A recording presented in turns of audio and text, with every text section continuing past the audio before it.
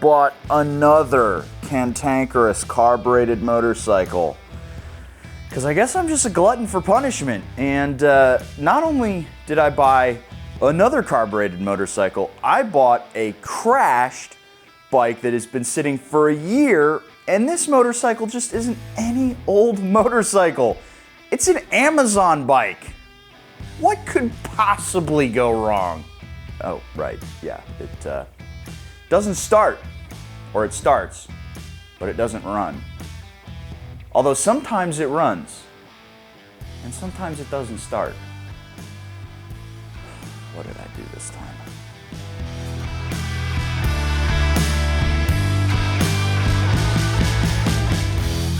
That is correct, ladies and gentlemen. I purchased for $800 a used Amazon Hawk. And this just isn't any old Amazon Hawk. I bought this motorcycle off of Dark in the Road because it has been sitting outside of his place for like a year, ever since his brother did this to it. Whoa. Whoa. Oh, you alright? You okay? What happened there?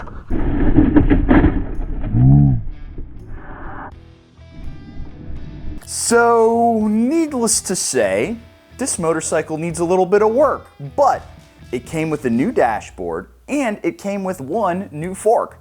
I think only one of them is bent, so fingers crossed we've got the right fork to replace it. So all of that stuff is sitting in the van, but the main goal for today is to actually get this motorcycle to start, to run, and idle properly, because that is what this motorcycle needs to do more so than anything else. As long as it can just be a functioning engine, we're good. Everything else is easy to fix. Now, I will say, earlier I did have this motorcycle idling. However, I tried to start it last night and it was doing this.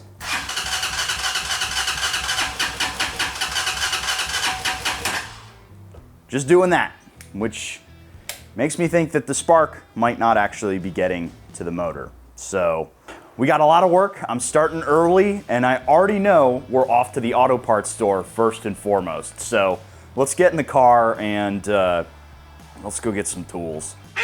Actually, before we hit the road, I'm actually morbidly curious. I want to make sure that there's actually a spark getting to the spark plug. So we're gonna pull it off and try to start it and see if we can send it to the case here somewhere.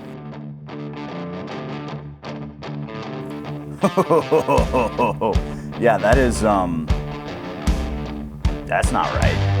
All right, this is gonna be tough to show you, but I'm hopefully gonna be able to catch it on camera. So, to test to make sure you're actually getting a spark to the plug, all you need to do is take your spark plug, put it close to the motor, and then you should see it arc. Which I am seeing it arc. So hopefully the camera caught that. It's going to be really, really hard to show.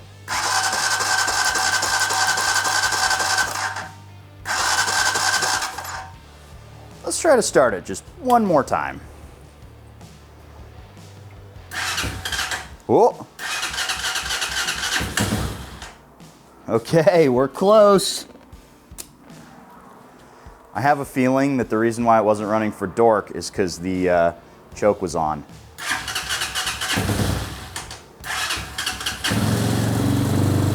Oh, there it goes. Ha ha ha! Fixed that! It runs!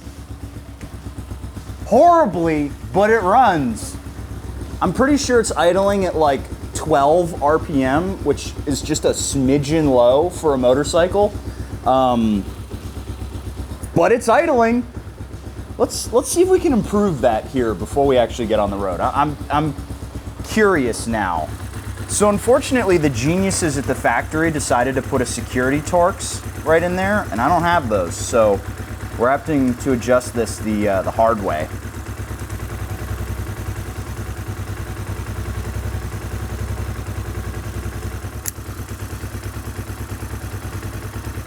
Feels like 1200 RPM maybe.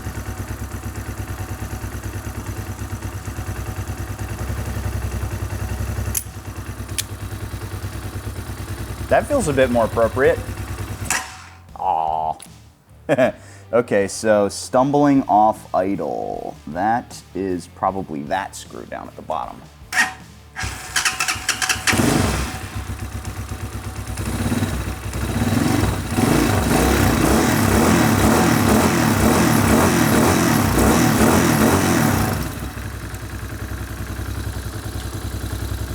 So it's idling, right?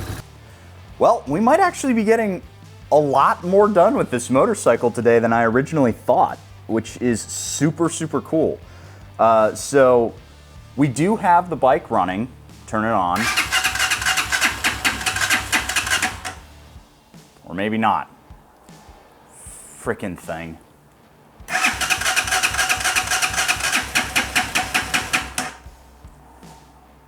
This is what it does, where it just likes to not turn on. Maybe we're not gonna do too much today. However, I do have a secret weapon. So we're gonna go to the auto parts store. We're gonna get some fresh oil for this motor. Hopefully by then it will decide that it wants to run and idle. We're gonna drain the oil. We're gonna replace this spark plug. And then we're gonna take all of the old gas out and we're gonna put some new, fresh, super high octane gas in here that's probably gonna, at least according to the commercials for the high octane gas, clean this motor out a little bit. And then we'll see if we need to break out the secret weapon today. Because I'll tell you what, I really do not want to get in there and clean this carburetor. Let's go get some parts and then hopefully we can get it to run long enough to warm up the oil to do a good oil change on this.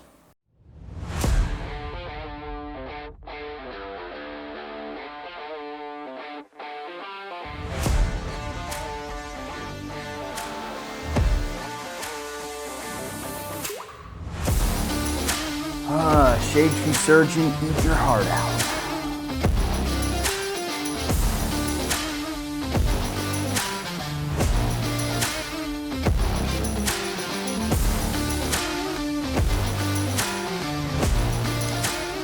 Oh no, it's too tall. It's too tall.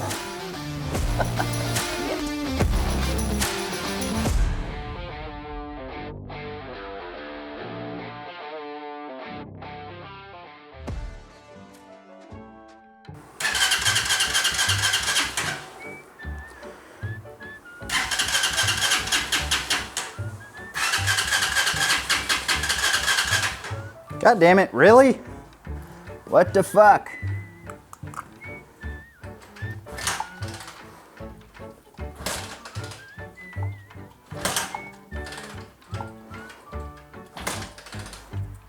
I was hoping I wouldn't have to go to my secret weapon quite so soon, but I have a feeling I know what the issue is. Right here at the carburetor. That and year-old gasoline. So what we're gonna do is drain the gas, bust out a new toy.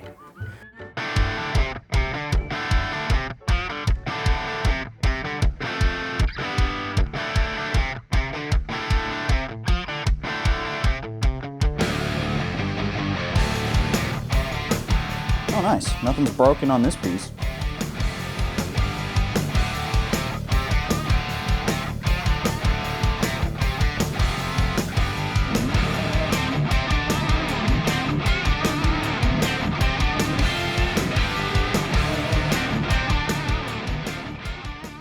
So to give you an idea of the level of quality that we're working with, this is the hose that goes from the air box to the carburetor. It's kind of important, and yet it's kinked right there. There's a kink in it, which means that it's not getting a proper airflow from the box to the carburetor. So yeah, we're gonna take that off and I don't know, probably throw all this in the junk, in the dumpster.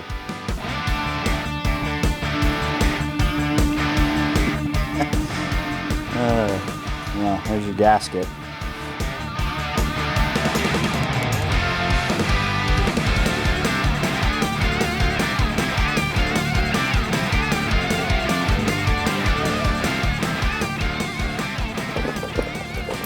Making progress here.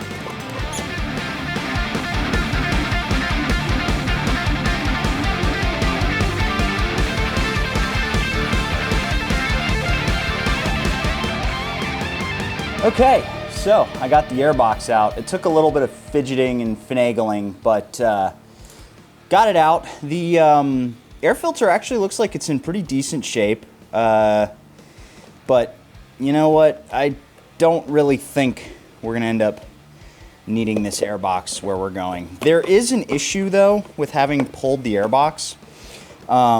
There are some trays that cover up some of the electronics, so I might figure out a way to reinstall this cover, or at least this part of it, up under the seat right here, because it covers a handful of the electronic doodads. So we want to make sure that they're not getting mud all over them. But the airbox is out, and now it's time to pull the tank off.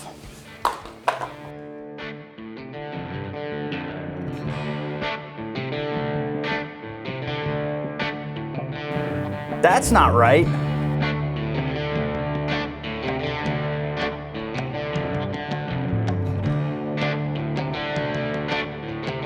Is that a fuel pump? What the fuck? Or maybe that's a gas gauge? Weird.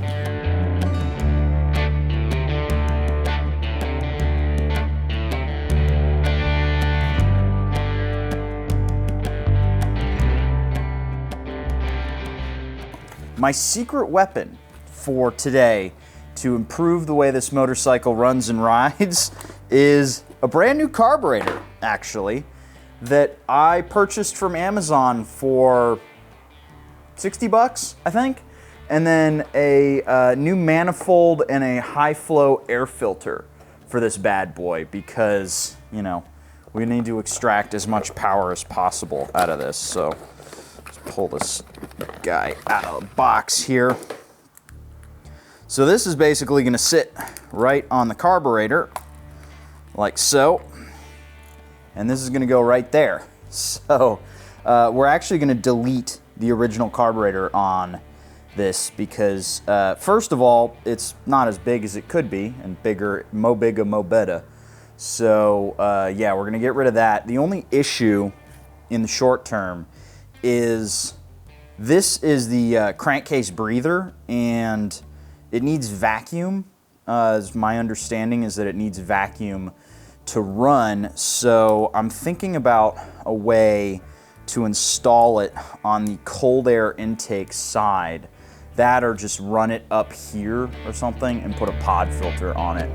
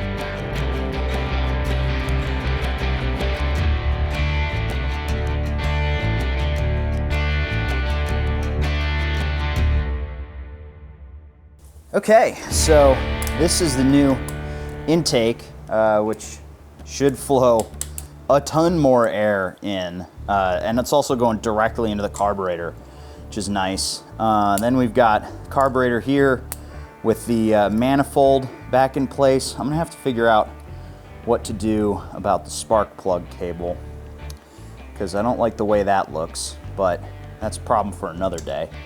In fact, I might actually run it behind the throttle cable. Let's do that. There. Just keep it out of the way. Let's go get some gas and see if we can start this bad boy up.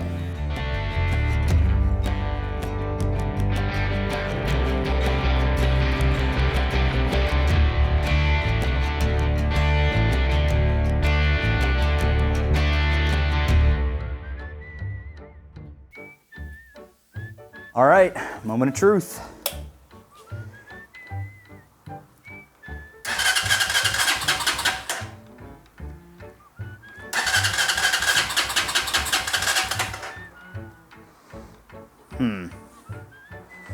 Let's try the choke, which is right there.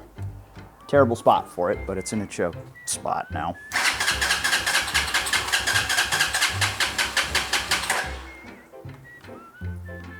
It's supposed to just bolt on and go.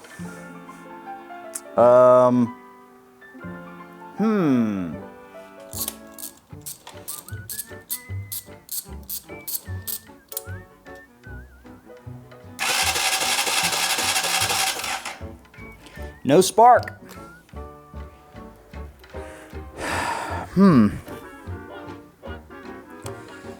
Well, guys, unfortunately,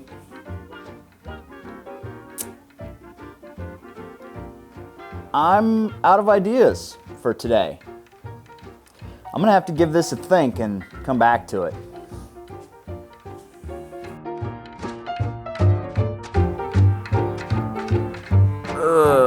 Welcome to morning of day 2, afternoon of day 2, and laundry day spite, as you can tell.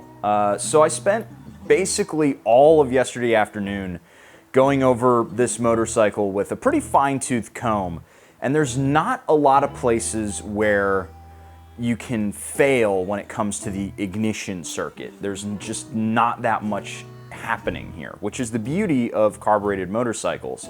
First thing I checked was the bottle fuse. Originally I didn't think it had a fuse. I thought this was a connector, but no, there's a bottle fuse buried under there. And sometimes you blow those if you have a short somewhere in here. I checked the impedance on it just because everything else on this has been pretty shoddy quality, so I decided, you know, maybe sometimes these fuses go bad. Check the impedance, no impedance, which means we're doing well. So that led me up the chain to the coil here, and you can see some of the wires are actually unplugged because I think I found our solution, or at least our problem. The solution is coming later. This starter relay, after 60 miles, seems to have completely shorted out. So I checked the circuitry here to make sure that the wires were still good. All good continuity where it's supposed to be. Then I checked continuity on the coil itself in a couple of different places, and I'm gonna go over that. So first, I took the hot wire to ground, and we had basically like 1 ohm impedance, which is not good. You want more than, you want like 5, 6, 7 ohms or something like that.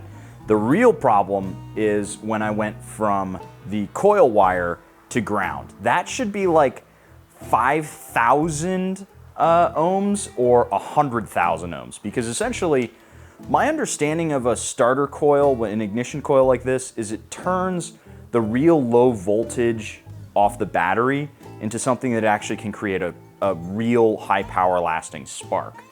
And so the way it does that is by creating a bunch of impedance. I had no impedance on continuity here. So there's a short somewhere in this piece of junk, which it failed after 60 miles. 60 miles, guys. That's not good. If you're out there thinking about picking up one of these motorcycles, I may have to caution you against it. So what I'm gonna do is I'm gonna order a new starter relay, but unfortunately it's just gonna take a while to get in. And that leaves me ending today in a very rare and sad defeat. I usually don't end up with motorcycles being more broken than they were when they started.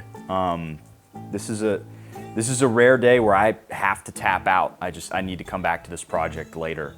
So we're gonna put a new coil in it, and honestly, now that I've done the testing with the multimeter here, it makes sense why the spark plug is so dark.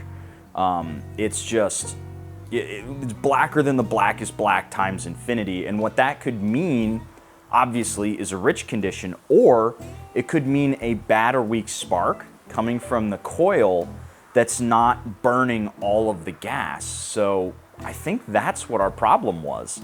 Believe it or not, that little carburetor that I took off and replaced with this big fancy Nibby carb here might not have been the problem. So I'm gonna leave the Nibby on for now, but I may pop the old one back on just for shits and giggles and see what happens. It sucks, man. This is the first time in the history of this channel where I have had to finish a video in defeat. And it sucks. It sucks, man. So what we're gonna do next time is we're gonna replace the coil. Hopefully, fingers crossed, that will solve our ignition problem. But them's the breaks when you get a wrecked Chinese shit bike, apparently.